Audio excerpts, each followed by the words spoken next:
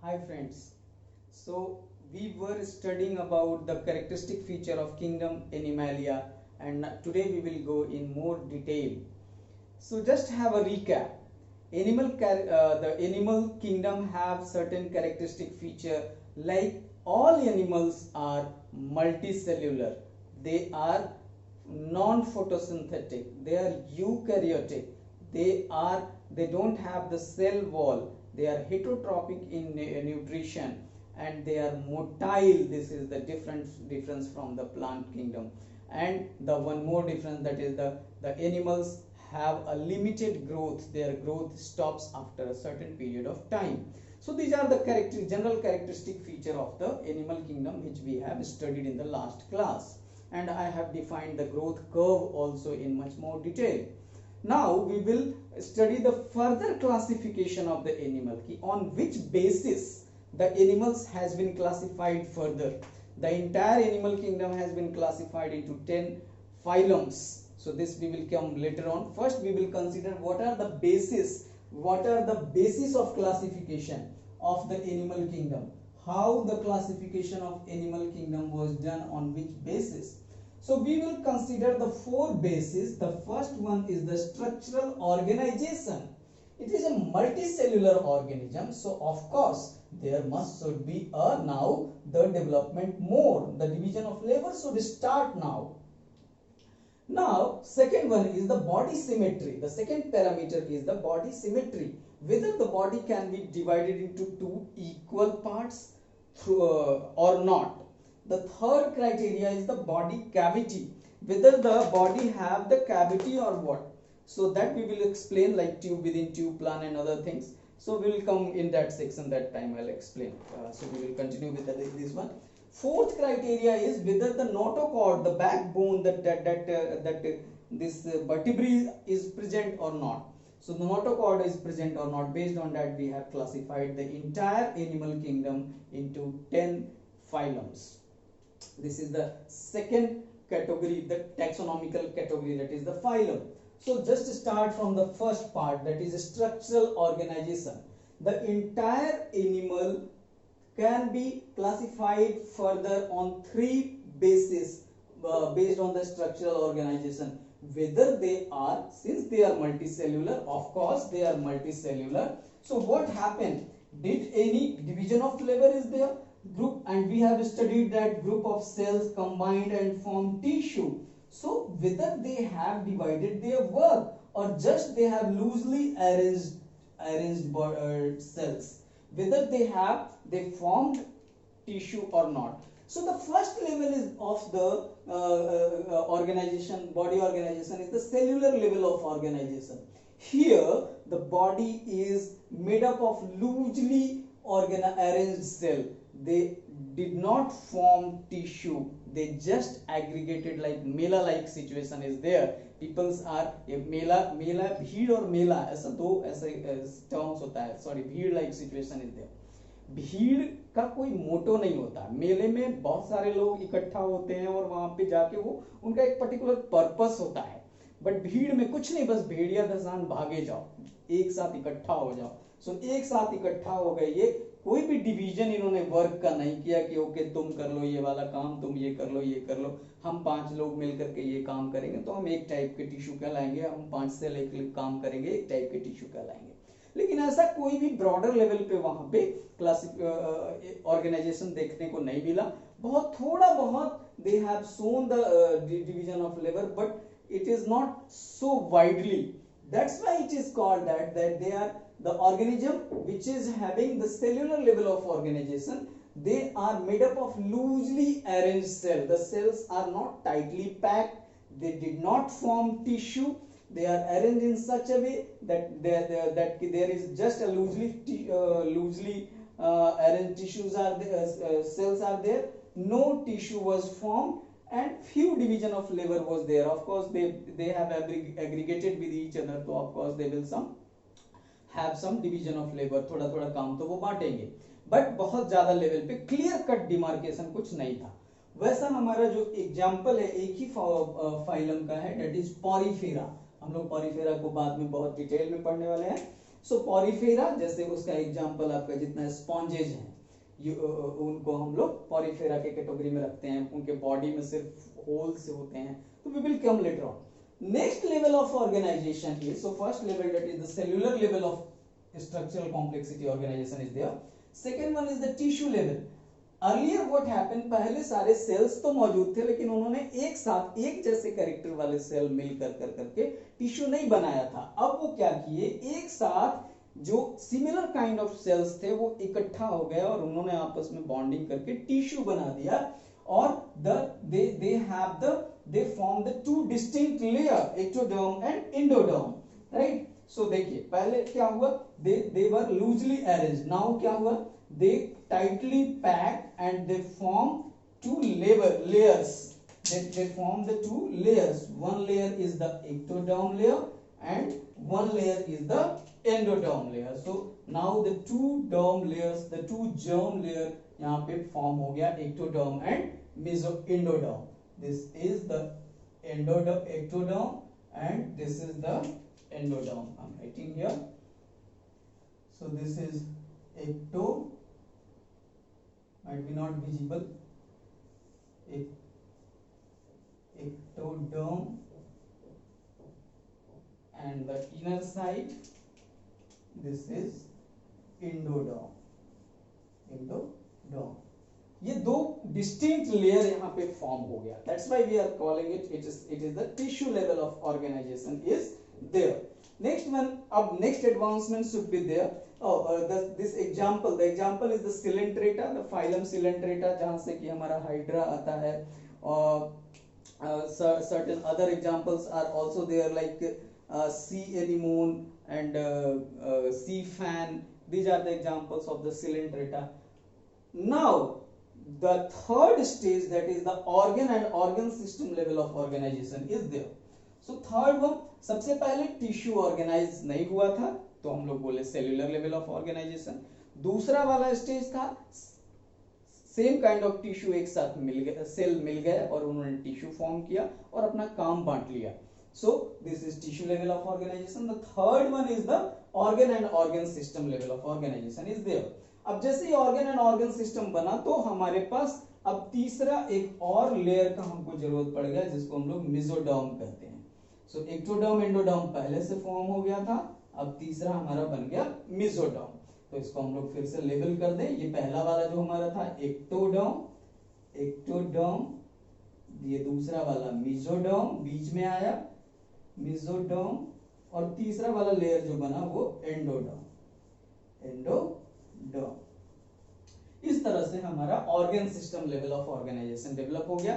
तो पॉरीफेरा में cellular level, Coelenterata में टिश्यू लेवल, उसके बाद जितने भी हमारे फाइलम्स हैं वो सारे के सारे हमारे एनिमल किंगडम में आते हैं. सारे के सारे हमारे organ and organ system of level organisation हम लोग बोलेंगे, जैसे Platyhelminthes, Nematoda, Annelida, Arthropoda, Mollusca, Echinodermata, Protochordata and Chordata. इतने सारे हमारे animal this one organ system of level of organisation वहां पे शुरू हो गए. तो उसको मैं अब डिलीट यहाँ से मिटा देता हूँ ताकि हमारा बोर्ड थोड़ा क्लियर हो जाए और हम लोग फर्दर बॉडी सिमेट्री की बात कर पाए. तो दूसरा लेवल ऑफ ऑर्गेनाइजेशन जो हमारा है वो कौन सा है कि बॉडी का सिमेट्री कैसा है. अब सिमेट्री का मतलब क्या होता है हमको ये समझना चाहिए.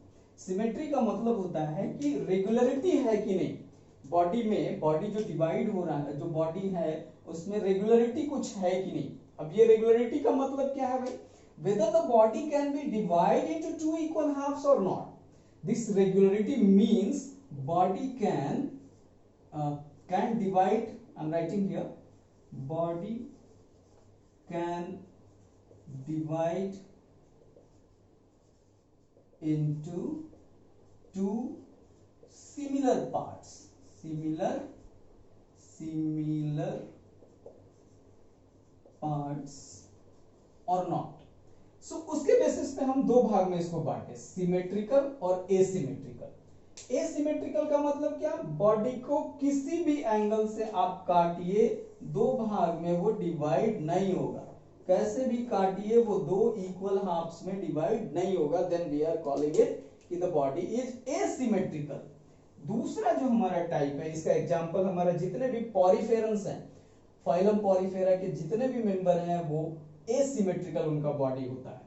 दूसरा एग्जांपल उसमें एमीबा है, स्नेल है, these are the exceptions, although they belong to different category, different phylum, but they have the asymmetric body. दूसरा जो हमारा टाइप है कैसा है कि बॉडी हमारा दो इक्वल भाग्स में डिवाइड तो हो सकता है, लेकिन उसका क्राइटेरिया अलग है। पहला क्राइटेरिया क्या है कि अगर passing through the central axis हो, एक बॉडी हो जिसको हम लोग पासिंग थ्रू द ऐसे इस तरह से काटे कि सेंट्रल एक्सिस, सेंटर से होते हुए वो कोई भी लाइन अगर जाए तो उसमें टू इक्वल सिमिलर पार्ट्स हमको मिल जाए, इसको हम लोग कह रहे हैं क्या, radial symmetrical, radially symmetrical, body is radial symmetrical.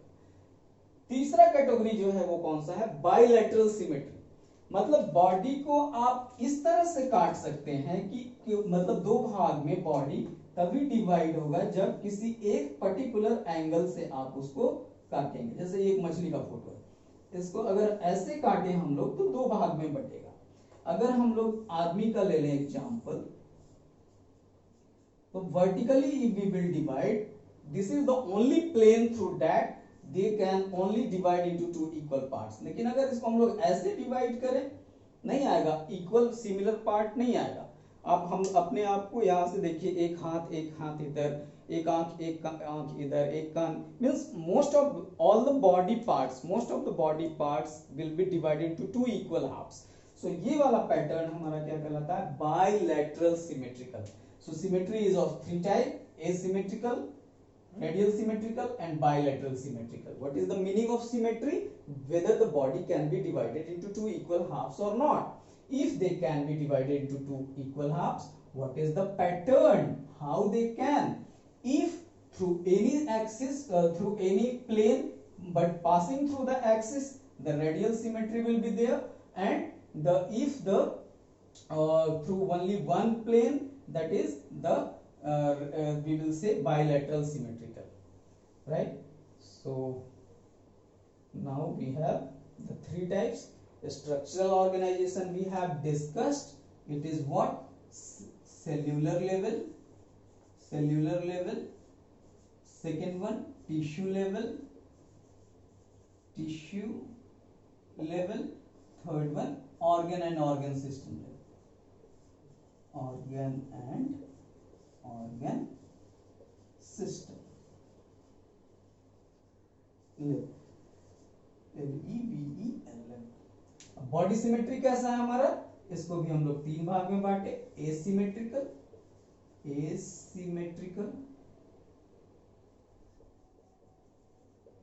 दूसरा कैसा था, रेडियल सिमेट्रिकल।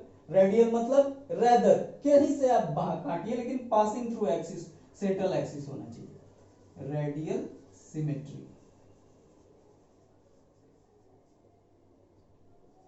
थर्ड वन कैसा था, बाइलैटरल सिमेट्री, मतलब कि किसी एक ही प्लेन से कटेगा, चाहे वर्टिकल प्लेन से काटिए या हॉरिजॉन्टल प्लेन से काटिए, ऐसा नहीं कि हॉरिजॉन्टल से भी जा रहा है और वर्टिकल से भी जा रहा है। तीसरा जो क्राइटेरिया है हमारा बॉडी कैविटी का है, बॉडी कैविटी फॉर्म हुआ कि नहीं हुआ। यहाँ पर अगर हम लोग देखें टिश्यू लेवल ऑफ ऑर्गेनाइजेशन में हम लोग देख रहे थे क्या कि दो लेयर्स फॉर्म हुआ था, ectoderm and endoderm and mesoderm, तीन लेयर्स फॉर्म हुए थे। तो देखिए, तो सबसे पहले ये आउटर लेयर बना, फिर अंदर वाला एक लेयर बन गया, तो ये तो हमारा कहला गया भैया यहाँ पे कोई भी कैविटी नहीं है, कोई कैविटी लाइक स्ट्रक्चर नहीं है, दो मोटे मोटे लेयर्स हैं, एक एक्टोडर्म का एक एंडोडर्म का है। लेकिन फर्दर कोर्स ऑफ डेवलपमेंट में क्या हुआ कि पहले धीरे धीरे यहाँ भी डिफरेंशिएशन, बीच वाले स्टेज में भी डिफरेंशिएशन स्टार्ट हुआ, और फाइनली क्या हो गया, ये सब मिल कर करके एक तीसरा कैविटी भी बना दिया, जिसको हम लोग कहते हैं कि ये अब आ गया ट्रिप्लोब्लास्टिक स्टेज में, the true coelom is there. So तीन टाइप के कैरेक्टरिस्टिक कैविटी हो यहाँ पे, body cavity, whether the body have the true coelom और नॉट, तो एसिलोमेट, अगर नहीं है तो एसिलोमेट। स्यूडोसिलोमेट मैं यहाँ बना ही देता हूं, देखिए एक्टोडर्म एंड एंडोडर्म, ये सिर्फ दो लेयर है, ये हो गया हमारा एसिलोमेट। स्यूडोसिलोमेट में क्या हुआ, एक्टोडर्म भी बना, एंडोडर्म भी बना, मेसोडर्म बनना शुरू हुआ था। छोटा छोटा ये ऐसे मेसोडर्म बनना शुरू हुआ था। ट्रू कैविटी नहीं था, इसीलिए हम लोग उसको सीडोसिलोमेट कहे। सिलोमेट में क्या, कंप्लीट हमारा 3 जर्म लेयर बिल्कुल दिख रहा था कि ये एक्टोडर्म है, ये मेसोडर्म है और एंडोडर्म है। ये 3 हम लोगों को लेयर बॉडी के अंदर दिखने लगा। इसी को हम लोग बोले ट्राइजर्मिनल कॉन्सेप्ट, और ये हमारा हो गया ट्रू सिलोम। बस मैं लेबलिंग कर देता हूं, हमारा काम हो जाएगा। ये एक्टोडर्म, एक्टोडर्म, ये वाला, ये वही एक्टोडर्म, एक्टोडर्म,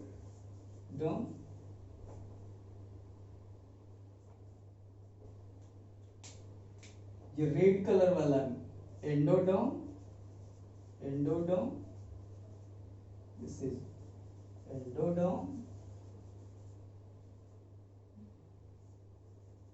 एंडोडर्म, और ब्लू कलर वाला सीडो जो हमारा बन रहा था अभी, ये हमारा है मेसोडर्म। इस तरह से हम लोग देखते हैं कि बॉडी में ट्रू कैविटी है, फॉल्स कैविटी है, विदाउट कैविटी है। कैविटी के लिए हम लोग क्या वर्ड यूज कर रहे हैं, सिलोम। अब इसको मैं आपको tube within tube plan एक होता है उसके हेल्प से एक्सप्लेन करता हूं। देखिए ये एक पेन है, ठीक है, ये समझ लीजिए ये आउटर वाला जो लेयर है ये एक्टोडर्म का है। ये दूसरा वाला जो लेयर, ये जो रिफिल का आउटर एंड है ये हमारा मेसोडर्म है, और जो इस रिफिल के अंदर का जो कैविटी है ये एंडोडर्म है, जहां पे हमारा लिक्विड्स फील्ड है।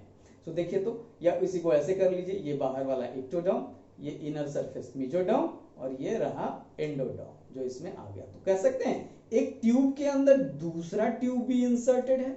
So this is tube within tube plan, this is the digestive, this is the complete this organ and organ system level को tube within tube plan भी कहते हैं। ये इसको ब्लाइंड सैक प्लान भी कहते हैं, इसको सेल एग्रीगेट प्लान भी कहते हैं। So the third criteria we have already explained, that is the whether the body cavity was present or not. If no body cavity is there, acoelomate. False body cavity is there, pseudocoelomate.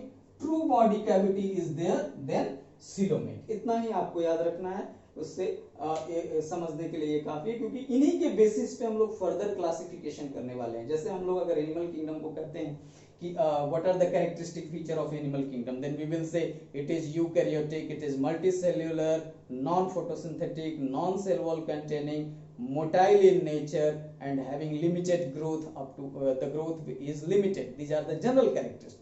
वैसे ही अगर हम किसी phylum को, किसी animal phylum को classify करेंगे तो कैसे कहेंगे कि what type of body symmetry. जैसे हम लोग पॉरीफेरा की बात करें, they have cellular level of organization, body is asymmetrical, the body is acoelomate. उसके बाद they don't have notochord. इस तरह से हम लोग क्लासिफाई करेंगे। These are the main 4 basic criteria based on that we are going to classify the animal kingdom. So the fourth category, that is notochord is present or not. Notochord means what? It's a structure which is found in the you can say they have a bony structure or not. So ये 4 criteria है, इसके basis पे हम लोग animals को classify किए, और हम लोग नेक्स्ट क्लास में स्टार्ट करेंगे फाइलम पॉरीफेरा। तो ये आप याद जरूर रखिएगा, क्योंकि इन्हीं के बेसिस पे हम लोग फर्दर क्लासिफिकेशन करेंगे। अगर ये पॉइंट नहीं समझ में आएगा तो फिर नहीं आएगा। एक बार रिकैप कर लेते हैं जल्दी से कि स्ट्रक्चरल ऑर्गेनाइजेशन कैसा हो सकता है, सेल्यूलर लेवल का हो सकता है, टिश्यू लेवल का हो सकता है, organ and organ system level का हो सकता है। बॉडी कैसा हो सकता है, 2 इक्वल भाग में नहीं बांट सकते हैं, 2 भाग में बांट सकते हैं। 2 भाग में बांट सकते हैं किसी भी प्लेन से तो रेडियल, सिर्फ एक ही प्लेन से तो बायलैटरल। बॉडी कैविटी प्रेजेंट है कि नहीं है, एसिलोमेट। अगर नहीं है तो फॉल्स बॉडी कैविटी है तो सीडोसिलोमेट। अगर ट्रू बॉडी कैविटी है तो सिलोमेट। और नोटोकॉट अगर प्रेजेंट है तो कहेंगे कि वो कॉर्डेट्स में आ रहा है या नॉन कॉर्डेट्स में आ रहा है। सो these are the basis of the classification. So thanks for watching.